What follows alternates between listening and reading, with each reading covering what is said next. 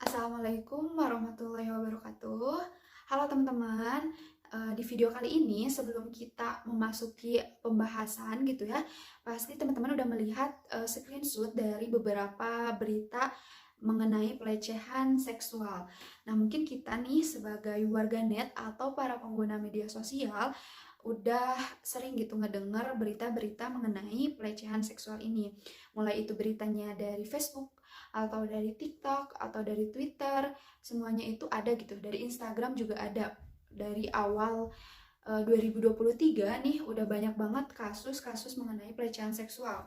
Mulai dari ayah ke anak, kepala sekolah ke murid, atau misalkan marbot masjid gitu. Namun kita di sini nggak akan ngebahas gangguan dari pelakunya atau hukum-hukum yang akan ngebuat mereka itu jerah sama perbuatannya. Tapi di sini kita akan ngebahas beberapa komenan yang biasanya muncul nih di postingan mengenai pelecehan seksual ini. Nah, di komenan Twitter saya ada beberapa screenshot mengenai komenan yang biasanya muncul. Nah, di sini ada kayak ini nih orang sakit jiwa. Terus ada yang ngomong manusia makin lama kok makin kayak hewan, nafsuan banget. Terus ada kayak gak ada hati nuraninya. Terus ada hilang akalnya. Nah, kita akan membahas jiwa ini atau kata-kata yang kata kuncinya itu nafsu, akal, dan hati nurani itu dari psikologi Islam. Berdasarkan psikologi Islam, si konsep jiwa atau struktur jiwa ini tuh ada 3 dimensi. Yang pertama ada jismiyah, kemudian ada nafsiyah, dan yang ketiga ada ruhaniyah. Jadi jismiyah, nafsiyah, sama ruhaniyah. Nah, kita mulai dari jismiyah dulu. Jismiyah ini tuh apa sih? Jismiyah ini tuh keseluruhan fisik dan biologis kita sebagai manusia. Jadi mulai dari fisik-fisik nih, dari yang kelihatan aja, dari ujung rambut sampai ujung kaki. Kemudian biologisnya, terus sistem-sistem yang ada di dalamnya itu semua termasuk jismiyah. Nah, jismiyah ini tuh yang memfungsikan kita dapat bertingkah laku ya, dari tangan bisa kayak tepuk tangan, terus kemudian mata melihat. Nah, itu semuanya adalah daya khusus dari jismiyah. Sedangkan daya utamanya yaitu daya utama manusia yang membutuhkan al-ghazabiyah, al-ghaziyah yaitu untuk makan dan nutrisi, kemudian al-munwaliyah yaitu untuk bertumbuh, dan al-muwalidah yaitu untuk berkembang. Nah, itu adalah daya utamanya kita sebagai manusia. Nah, kemudian si jismiyah ini tuh ada 2 sifat. Yang pertama ada sifatnya itu bentuknya tuh konkret yang dapat kita lihat gitu. Kayak ini saya Tresna, kemudian ada teman saya, itu semuanya itu yang konkretnya, yang kelihatan, yang ada wujudnya, kita kenal, yang punya nama, itu namanya jismiyah. Nah, kemudian ada sifat abstraknya atau yang gak kelihatan nih, yaitu nyawa. Nah, nyawa ini hadir di manusia itu bersamaan ketika bertemunya sel kelamin antara laki-laki yaitu sperma dan sel kelamin perempuan yaitu sel telur. Nah, ketika mereka menyatu dan membentuk sebuah embrio, itu tuh merupakan nyawa kita, awal adanya nyawa kita. Lanjut ke dimensi kedua, yaitu ada namanya nafsiyah. Nah, nafsiyah ini teman-teman merupakan suatu elemen dasar dari psikisnya manusia atau dari jiwanya manusia. Terus di nafsiyah ini juga merupakan keseluruhan kualitas manusia, mulai dari kemauan, terus perasaannya manusia, dan pemikirannya. Nah, dalam nafsiyah ini tuh ada 3 komponen atau 3 dimensi yang biasa kita dengar gitu ya. Ada al-nafsu, akal, sama qalb. Nafsu ini tuh merupakan sifat kebinatangan manusia, dimana sifat ini tuh akan mendorong manusia untuk yang pertama, untuk kalau sifat hewannya buas yaitu untuk bersifat agresif atau menyerang, dan kalau misalkan hewannya jinak yaitu untuk bereproduksi. Nah, nafsu ini tuh ada 2 sifat. Jadi buat menghindarkan kita dari mara bahaya, dan yang kedua ada syahwaniyah yaitu untuk mendorong kita mencari kesenangan gitu. Nah, nafsu ini tuh jika terlalu mendominasi gitu yang syahwaniyahnya, maka dia akan mencari kesenangan seksualnya tanpa melihat apapun siapapun itu gitu ya. Dari berita tadi kan kayak karena dirinya itu udah didominasi sama nafsu gitu, nggak lihat gitu itu anak kandungnya sendiri, atau itu anak berkebutuhan khusus sama dia dilecehin gitu ya, sangat-sangat miris gitu. Tentunya biar nafsu ini tuh kan dikendalikannya itu tuh pakai dua dimensi lain, itu akal sama qalb. Nah, kemudian di nafsu ini tuh ada level-levelnya gitu, taraf-taraf dari nafsu ini ada 4 level. Ada amarah, yang kedua ada lawamah, yang ketiga ada mulhamah, dan yang keempat ada mutmainah. Nah, dari yang pertama dulu, yang tingkat yang levelnya paling rendah yaitu amarah. Jadi amarah ini tuh bisa disebut nafsu, hawa nafsu, syahwat. Jadi benar-benar kayak sifat binatangnya gitu, ngedorong manusia untuk berbuat dosa, untuk mencapai keinginannya, mau itu dari kriminalitasnya, terus dosa-dosa tuh dia lakuin tanpa nggak ngelihat baik buruknya, dosa apa enggaknya, pokoknya semua dosa dia lakuin tanpa mikir apapun gitu. Soalnya kan manusia itu sama Allah tuh dikasih dua potensi, yaitu untuk fujur dan untuk takwa. Kalau yang fujur ini tuh mendorong kita kepada keburukan, jadi manusia itu bisa melebihi setan atau bahkan hewan gitu kalau misalkan mereka terus-terusan mengutamakan potensi fujurnya. Yang kedua ada potensi takwa, yaitu untuk mengikuti semua perintah Allah dan menjauhi larangannya. Nah, nafs amarah ini tuh dimana sifat kebinatangan, jadi manusia benar-benar mencari kesenangan. Nah, untuk level kedua dari nafs yaitu namanya nafs lawamah, dimana jiwanya itu menyesali perbuatannya dan introspeksi diri gitu. Kenapa kayak gitu? Jadi nafs lawamah ini adalah jiwa yang melakukan dosa, kemudian sadar akan dosanya tetapi tetap melakukannya lagi gitu. Jadi seperti berulang-ulang gitu, sadar kemudian ngelakuin lagi, sadar lagi, ngelakuin lagi. Nah, untuk tingkatan yang ketiga yaitu nafs mulhamah.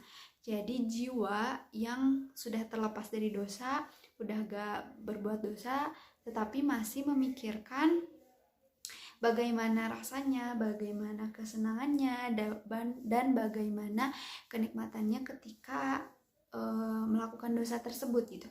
Nah, yang keempat yaitu level yang paling tinggi adalah nafs mutmainah. Jadi merupakan jiwa yang tenang, jiwa yang bersih, yang tenang, yang sudah jauh dari namanya melakukan perbuatan dosa gitu. Ini tuh level yang tertinggi ya teman-teman. Nah, untuk dimensi yang kedua, yang pertama kan tadi nafs tadi, yang kedua yaitu akal.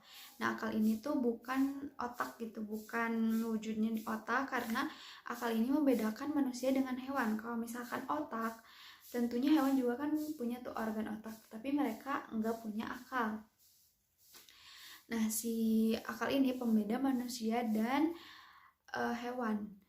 Nah, fungsinya itu untuk fungsi pikiran, dimana untuk memahami, mengetahui, memahami dan mengetahui, dimana ilmu-ilmu atau pikiran yang dapat kita ketahui itu diperolehnya melalui indera. Jadi ditolong dengan indera, berupa indera yang panca indera ada mata, telinga. Nah, kita memperoleh informasi dari sana dan kemudian diolah gitu oleh akal kita gitu, mana baik dan buruk, mana benar dan salah. Nah, yang selanjutnya ada dimensi kolbu.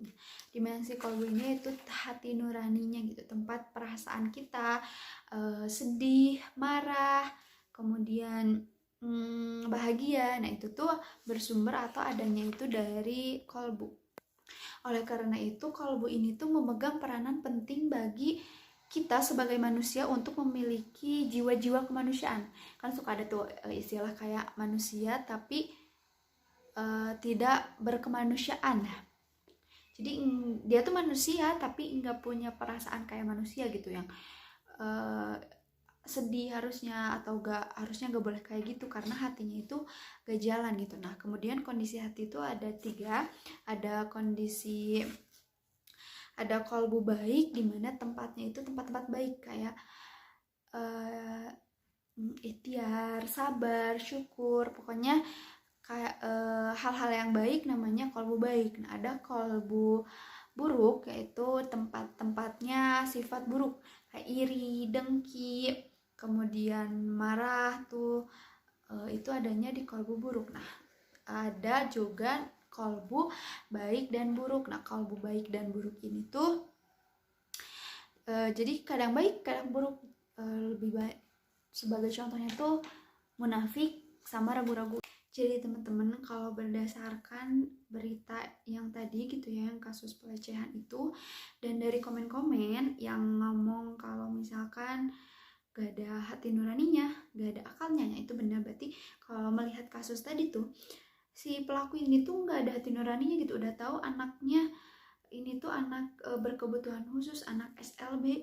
Kan kalau orang normal mah masih kayak berperasaan ya, gak mungkin kayak gitu ke anak kayak gitu, apalagi kan gak ada identitas halal gitu ya. Kemudian gak ada akalnya. Nah kalau misalkan akalnya jalan, pasti orang itu gak mungkin gitu ngelakuin hal yang tercela kayak gitu. Apalagi kan dari agama gak boleh, dari hukum gak boleh, norma juga gak boleh, pokoknya udah salah gitu. Selanjutnya dimensi yang ketiga ada dimensi ruhaniyah. Ini tuh sifatnya spiritual dan transendental, jadi berhubungan erat atau bersumber dari Allah gitu ya, dari Tuhan kita. Nah di ruhaniyah ini ada 2, yaitu ada ruh dan fitrah. Ruh dan fitrah ini, ruh tuh hubungannya sama Allah, hubungannya itu dengan alam.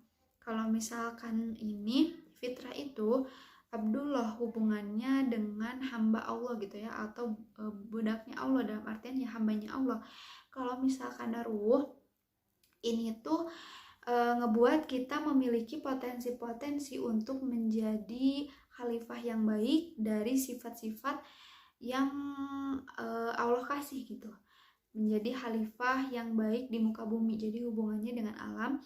Nah ruh ini adanya sejak 4 bulan kita di usia kandungan. Jadi ruh ini tuh ditiup ketika kita 4 bulan di kandungan. Dan kalau fitrah ini tuh bersumbernya dari Allah juga. Cuman fitrah ini tuh kita tuh merupakan hamba Allah, dimana kita harus mengesahkan Allah, harus bertauhid, dan harus memiliki agama. Nah selanjutnya kita akan ngebahas mengenai dinamika dari struktur jiwa ini, atau dinamika dari jiwa kita. Nah nafsiyah itu merupakan pemeran utama dari psikologi Islam. Jadi di antara ruh, kemudian jismiyah sama nafsiyah. Nah nafsiyah ini tuh memegang peranan utama. Nah jiwa itu akan dikendalikan oleh nafsiyah gitu ya, oleh dimensi-dimensi nafsiyah yang nafsu, kemudian sama kolbu gitu. Nah kalau misalkan jiwa kita nih, di sini tuh akal, di sini tuh kolbu, dan ini jiwa kita gitu ya. Jiwa kita tuh di sininya, nah di atasnya. Nah kalau misalkan kolbu dan akalnya nggak selaras gitu, nggak harmoni, maka mereka akan makin jauh tarik menarik ya ke sana gitu ya. Misalkan nih kalau kolbu sama pikiran nggak selaras nih, misalkan mau ibadah nih, mau sholat, nah pikiran kita tuh pengen makan gitu, tapi udah waktunya sholat nih, ini tahu nih waktunya sholat. Nah kalau semakin jauh hidup manusia itu bakal lebih banyak gelisah gitu kalau misalkan ini gak harmonis. Kalau misalkan harmonis, kalau misalkan sejalan antara akal dan kolbunya, maka hidupnya akan lebih tenang. Nah gimana dong cara mengatasi kalau misalkan akal sama kolbu ini tuh saling berlawanan, saling berjauhan? Nah biar mereka gak terus bentrok gitu ya, maka diperlukan ruh. Ruh ini tuh sebagai penasehat atau penengah bagi berlawanannya akal sama kolbu. Soalnya kan ruh ini tuh sifatnya menuju kebaikan, terus mengarahkan jiwa, akal sama kolbu ini tuh buat mengarahkan kepada kebaikan gitu. Jadi jauh-jauh lah dari si akal sama si kolbu ini tuh berlawanan. Nah, ruh ini tuh sering memperingatkan diri kita kalau misalkan contohnya tadi ya, mau sholat misalkan tuh kita nggak sholat. Nah, ruh ini tuh akan memperingatkan jiwa kita kayak ke jismnya juga, kayak cemas, jantung deg-degan, napas tidak beraturan. Nah gitu teman-teman. Yang selanjutnya ada al-nafsu. Al-nafsu ini tuh energi bagi jiwa. Sebenarnya bagus, al-nafsu ini tuh bisa digunain kalau misalkan ke arah positif gitu, justru ini akan membangun energi yang baik gitu bagi jiwa. Tetapi jika al-nafsu yang tidak baiknya mendominasi dan mengelabui akal dan kolbu, maka akan semakin berjauhan di jiwa kita itu, karena si al-nafsu ini tuh kalau misalkan jahat tuh akan menjauhkan akal dan kolbu dari pengaruh ruh. Jadi tidak ada lagi penasehat, tidak ada lagi yang ngebenerin gitu ya, yang pengingat, udah hilang aja tuh, udah hilang aja sih rasa kebaikannya gitu. Nah, di kolbu juga ada namanya sir, inti. Jadi inti dari kolbu, tempat cahaya gitulah, tempat tersentuhnya manusia gitu ya, yang ikatannya sama Allah yang paling dalam, itu namanya sir. Sir ini tuh teman-teman, kalau misalkan sir ini tuh kan lapisan paling dalam. Nah, yang kedua tuh kolbu. Kolbu itu nutupin itu. Nah, kalau misalkan kita terus-terusan berbuat dosa atau berbuat yang dilarang Allah, nah kolbu ini tuh akan ada bintik kecil kayak kotor, ternoda. Nah, lama-lama kalau misalkan semakin lama kita melakukan salah, melakukan dosa, maka kolbu ini tuh akan tertutup oleh kegelapan gitu, dimana sir juga atau cahaya yang dari Allah itu tuh gak akan muncul di diri kita, udah mati aja gitu, kayak bener-bener tidak ada sifat kemanusiaannya, jauh dari Tuhan. Nah itu nauzubillah min dzalik ya teman-teman. Gimana caranya kita membersihkan kolbu kita biar tidak kotor gitu, atau semakin tertutup, semakin jauh dari Allah? Kita harus sering-sering berdoa, berzikir, memohon ampunan, kemudian terus melakukan hal-hal yang diperintahkan Allah, dan berusaha semaksimal mungkin untuk meninggalkan hal yang dilarang Allah, dan agar jiwa kita juga masuk ke dalam level tertinggi, yaitu nafs mutmainah, yaitu nafs yang tenang. Mungkin itu aja materi yang dapat saya sampaikan. Terima kasih, semoga dapat terbantu dan dipahami. Wassalamualaikum warahmatullahi wabarakatuh.